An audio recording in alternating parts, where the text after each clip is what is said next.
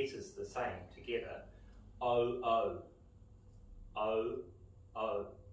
And it's very good because it's got two sounds, this one.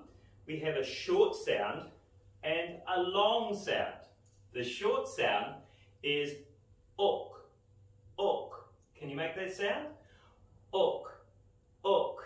Like look and book. Now we're going to do the long sound. The long sound is oo, oo. Like we're going to the zoo, or I will see you soon. Okay, let's do that sound. Ooh, ooh. Okay, now we're going to do the action. And we're going to be a cuckoo clock. Have you seen a cuckoo clock? Now we're going to be a cuckoo bird, and we're going to go like this. And we're going to make the two sounds. Remember, the short sound is ook, and the long sound is oo.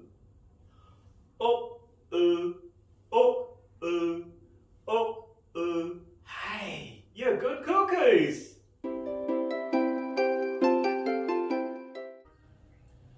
Cuckoo, cuckoo. Who wants to be a cuckoo? Who wants to be a cuckoo? Who wants to be a cuckoo? Oh, oh, oh, oh, oh, oh.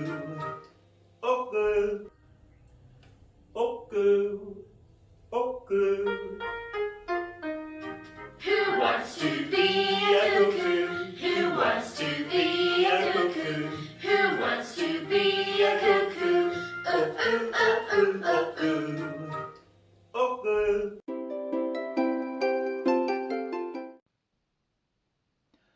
Anna is going to visit Great Auntie Ivy.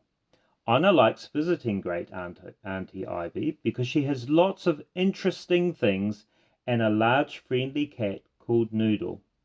The thing Anna likes best is Great Auntie Ivy's cuckoo clock.